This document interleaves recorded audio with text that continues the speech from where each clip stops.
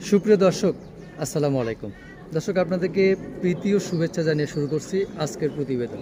দেখতেই পাচ্ছেন যে একটা খাল, আর খালের পাশে ছোট্ট একটি খামার। এই খামারটি গড়ে তুলেছেন একজন মুরব্বী মানুষ। সে অল্প কিছুদিন থেকে গরু লালন পালন করেন।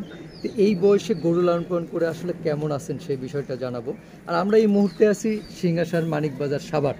তো চলুন আমরা খামারটির ভেতরে প্রবেশ করি। আমরা খামারিকে দেখতে পাচ্ছি, তার সাথে কথা বলবো। আসলে তার আগে আমরা গরুগুলো এবং ছোট্ট খামারটি আপনাদেরকে ঘুরে দেখানোর চেষ্টা করি। দেখুন দর্শক, একদম পরিকল্পিতভাবে সুন্দরভাবে গড়ে তোলা হয়েছে ছোট্ট একটি খামার। প্রেম, ভালোবাসা সব কিছু জুড়ে আছে তার এর মধ্যেই। তো আমরা চলুন আমরা কথা বলবো সেই খামারির সাথে। তো তার আগে একটু গরুগুলো দেখানোর চেষ্টা করি। আমরা এখানে বেশ সুন্দর উন্নত জাতের কয়েকটি গাভী দেখতে পাচ্ছি।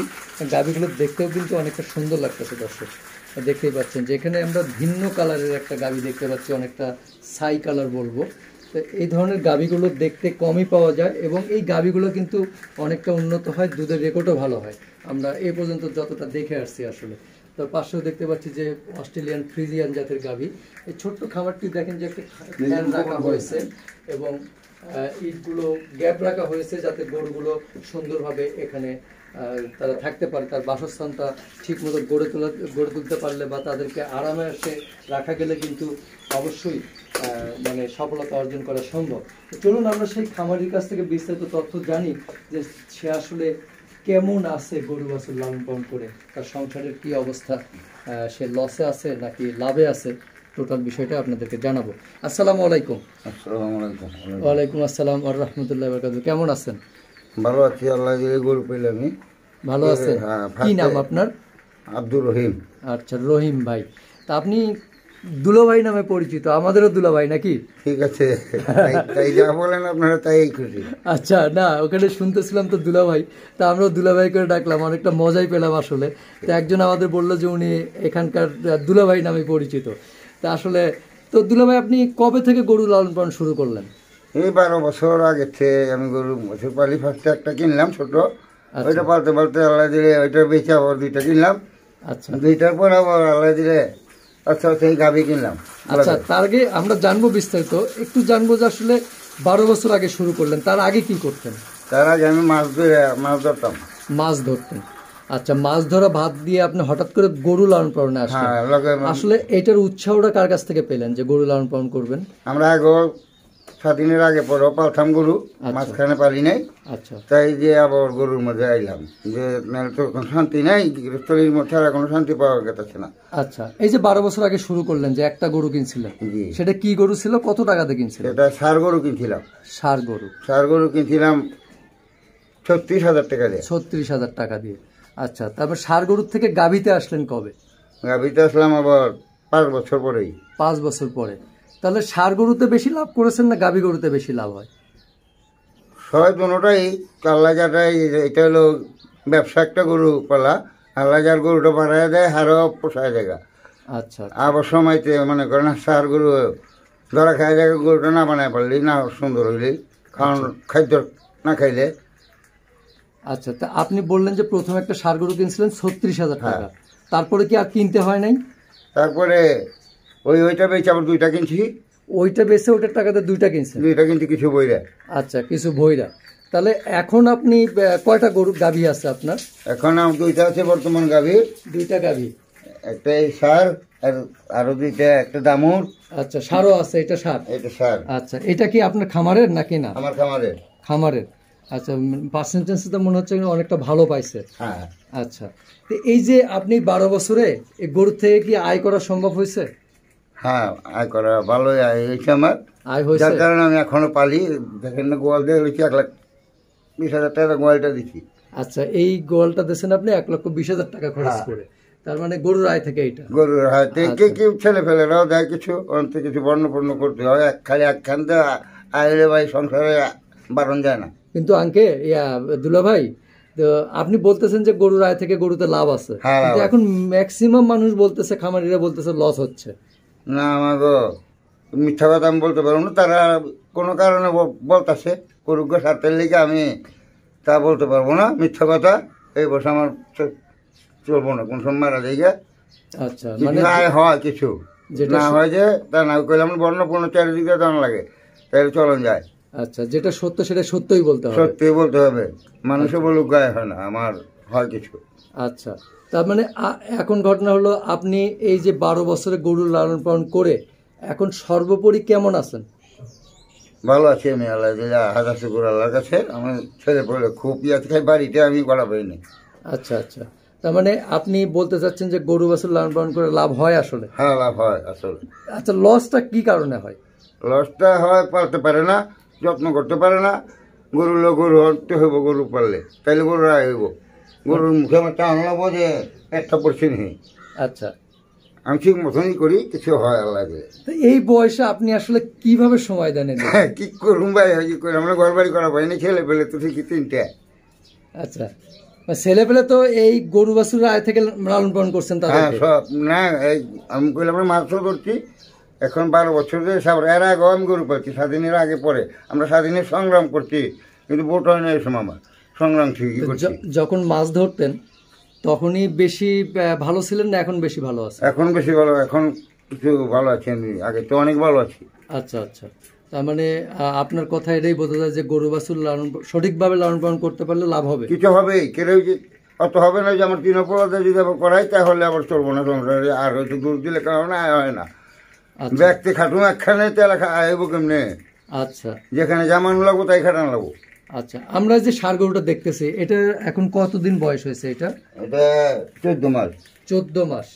আর দর্শক দেখতেই পাচ্ছেন 14 মাসের ষাঁড় গরু, বেশ মোটামুটি ভালোই, যদিও হাইট কম কিন্তু গ্রোথটা একটু হলেও ভালো আছে। তো এইটা আপনি আরো বড় করবেন? হ্যাঁ আমি আর 1 মাস পালন, 1 মাস পর এই রোজার মধ্যে স্যার দেন এটা বাদ করে দেবো। এটা দুইটা আলাদা দিলে আরেকটা সার। আচ্ছা, এই পাশে আরেকটা ছোট ষাঁড় দেখতে পাচ্ছি।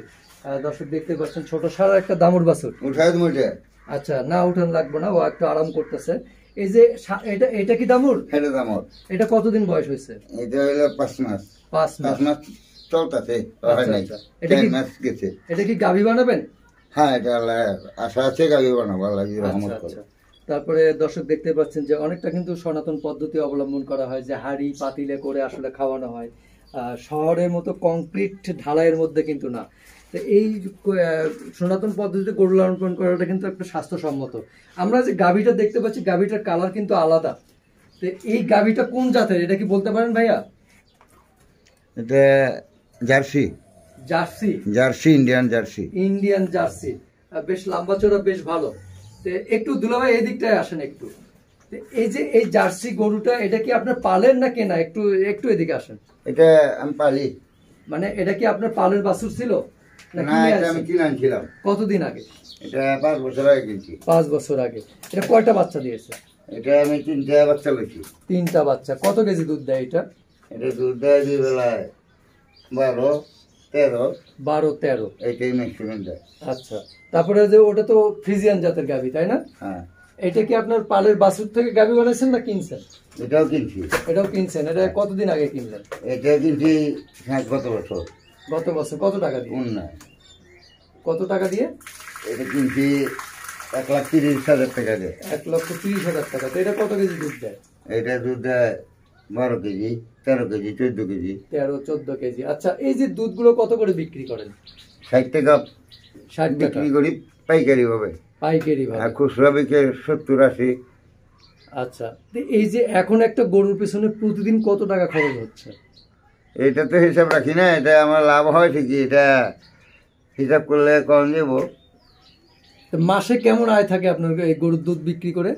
মাসে আমার আয় থাকে মনে করেন 6-7 হাজার টাকা আয় থাকে। মানে সব খরচ বাদ সব বাদ দেখানো যা আছে। মানে আপনাদের সংসারের খাবার ওদের খাবার বাদ দিয়ে 7,000 টাকা থাকে? থাকে। মাশাআল্লাহ, তাহলে তো 2টা গাভী থেকে 7,000 টাকা থাকে, এটা তো মাশাআল্লাহ অনেকটা ভালো। অনেকটা ভালো। তো এটা তো দেখা গেছে যে অনেক সময় 5 লাখ টাকা খাটিয়েও যদি ব্যবসা করা হয় তাও কিন্তু 7,000 টাকা মাসে রাখাটা অনেক টাফ। তাই ওই আগে কইলাম না, কিন্তু আপনি গরুর লোক যে কয়দিন পাইলেই কইবেন আমি পালা পারুম না, কষ্ট হইব, গরুরে খাওয়ান কম দিবেন, তাইলে কোনো কাজে আসবো না, তাকে লাভ হবে না।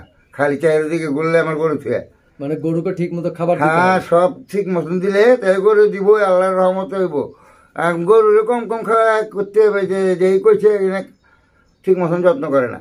আচ্ছা আচ্ছা, তার মানে ওদের খালি লাভই বিষয় তারা। ওদের থেকে পেতে হলে ওদেরকে দিতেও হবে। এটাই আমি ওই জিনিসের মহব্বত করলে আল্লাহ আমার মহব্বত করবো, গরুরও আল্লাহ মহব্বত করবো কইছে। আচ্ছা পেটটা মুড়িতে এসেছি খালি, পেটটা মরছে নি। আচ্ছা আচ্ছা দুলা ভাই, আপনি কিন্তু একটা কথা বলছিলেন যে প্রতিবেদনটা করার আগে যে একদিন সবাইকে ওই পারে যেতে হবে, হ্যাঁ ঠিক আছে, তাই না? তাই তো সেই বিষয়টা কেন বলছিলেন আসলে একটু খুলে বলবেন? বলছি যে মানাতে যেতে হবে, আমার হিসাব জানা লাগবো আমার, তাইলে সত্য কথা বললে ভালো। ওই করে গিয়ে আমার শান্তি পাম, কবর গিয়ে হেনে তো কত মানুষ আমার আহে, ওখান তো কেউ যাবো না ভাই। ভালো কর্মগুলোর সাথে যাবো। ভালো যদি আমার কর্ম থাকে তাইলে আমি আল্লাহর রহমতে কবরে তৈরি যা পারব, নাইলে কিন্তু কঠিন। আচ্ছা, আপনার অভিজ্ঞতা থেকে যারা নতুন আসতে চায় এই সেক্টরে তাদেরকে কি পরামর্শ দেবেন আসলে? তাকেও আমি এটাই দিব, কারণ তারা তো শুনে না, তো আজকাল কেউ কথা কেউ শুনে না পরামর্শ, এটা বুঝছেন, কেউ শুনে না। আমি জরিপ করে দেখি, আমি একটা মোটামুটি আল্লাহ জ্ঞান দিছে আল্লাহ, কিন্তু লেখাপড়া জানি না, কম। আচ্ছা, তো এখন একটু বলবেন দুলা ভাই যে আসলে ধরেন একটা 5 জন 6 জনের একটা সংসার যদি চালাইতে চায়, তো সেক্ষেত্রে তার সংসারে মোটামুটি কয়টা গাভী থাকলে একটা সংসার চালানো সম্ভব হবে? 5টা 6টা গাভি একটা সংসার, মনে করেন 6টাও গাভি হইলে সুন্দর, তারা ও আর অন্য কামও যেতে হবো না, সংসার চলবো। আচ্ছা, 3টা করে বিয়াল থাকবো, আর 3টে দুধ ছাড়লো, বুঝছেন না? তো সবসময় তার দেয় না। নতুন যারা শুরু করবে আসলে গাভী দিয়ে শুরু করলে ভালো হবে না বকনা বাছুর দিয়ে শুরু করলে ভালো হবে? দুটোটাই খারাপ না কোনোটা। কিন্তু গাভী দিয়ে তো অনেক সময় মানে প্রতারণা হওয়ার শিকার থাকে যে হ্যাঁ। যে হাট থেকে নিয়ে আসলো, যে বললো যে 10 লিটার দুধ হবে, বাড়িতে আনার পর দেখলো 5 লিটার হলো। হলো তো তাই। সেই জায়গার থেকে কিভাবে রেহাই পাবেন? সেই জায়গা থেকে যে আল্লাহ দিলে আবার পালতে পালতে রেহাই পাওয়া লাগবো, আর ধৈর্য ধরন লাগবো। ওই গরু এই দিব, কিন্তু ওই গরু পাইলে এই যেতে মানুষ পরে হতে ওঠে, অন্য হানে আর ওঠা যাবো না। আচ্ছা, তার মানে আপনি এই বয়সে এগুলো নিয়ে ভালো আছেন তো? আমি খুব খুশি আছি আল্লাহর দরবারে, হাজার শুকুর দরবারে। ভবিষ্যতে আর কি স্বপ্ন দেখেন? ভবিষ্যৎ পান্ডে ঘর বাড়ি করে দিব, এই আমি অত কুটিপতি হইতে রাজি না। মানে এই গরু বাছুর লালন পালনের টাকা ঘর বাড়ি করে দেবেন? হ্যাঁ, লালন পালন করে ওরা কামে করবো কিছু, আর 3-4 ঘন্টা হইলে করণ দিব ঘর বাড়ি, নাহলে করা সম্ভব না। যাবে ভাই, করা? মানে গরু বাছুর লালন পালন করে সম্ভব করা সম্ভব, আল্লাহ দিলে করে আমি পারি, আল্লাহ আমাদের স্মরণ শক্তি দিচ্ছে, পারি ইনশাআল্লাহ। অসুবিধা আমরাও নেই। দোয়া করি যে আপনি আপনার স্বপ্ন পূরণ হোক এই বয়সে এসে। ভালো থাকবেন দুলা ভাই, আসসালামু আলাইকুম। ওয়ালাইকুম সালাম রহমতুল্লাহ। সুপ্রিয় দর্শক, তুমি যার বান্দা, আমি তার গোলাম। আমরা একজন কি বলবো যে শেষ বয়সী মানুষ বলবো, সে গরু লালন পালন করে এখনো গরু বাছুরের সাথেই আছেন। তার স্বপ্ন যে সন্তানদেরকে গরুর আয় থেকে ঘর বাড়ি করে দেবেন, এবং সে অনেকটা ভালো আছেন। একটা সময় তিনি মাছ ধরতেন, এখন কিন্তু গরু লালন পালন করে অনেকটা স্বাবলম্বী, অনেকটা সুখে আছেন, সুখে বসবাস করছেন। এই প্রতিবেদনটা দেখে এবং এই দুলো ভাইয়ের কথা, আমাদেরও দুলো ভাই আসলে অনেকটা মজা করেছি। জানি না এটা আপনাদের কাছে কেমন লাগবে, আশা করি ভালোই লাগবে। এই প্রতিবেদনটা দেখে যদি আপনাদের ভালো লেগে থাকে তাহলে কিন্তু আমাদের সার্থকতা। তা আপনারা যদি আমাদের উদ্বুদ্ধ করেন, আপনারাই আমাদের মূল অনুপ্রেরণা। আপনারা আমার পাশে থাকলে দেশে বিভিন্ন অঞ্চলের এরকম সফলতা ব্যর্থতা গল্প আপনাদের সামনে তুলে ধরার চেষ্টা করব। আর দর্শক, যারা এরকম সফলতা ব্যর্থতা গল্প তুলে ধরতে চান তারা আমাদের কাছে যোগাযোগ করতে পারেন বা কমেন্টের মাধ্যমে আমাদেরকে জানাতে পারেন। আমরা ছুটে যাব আপনাদের কাছে আপনাদের জীবনের গল্প তুলে ধরার জন্য। আজকের মতো এখানে শেষ করছি। সবাইকে অসংখ্য অসংখ্য ধন্যবাদ। ভালো থাকবেন সবাই। আসসালামু আলাইকুম।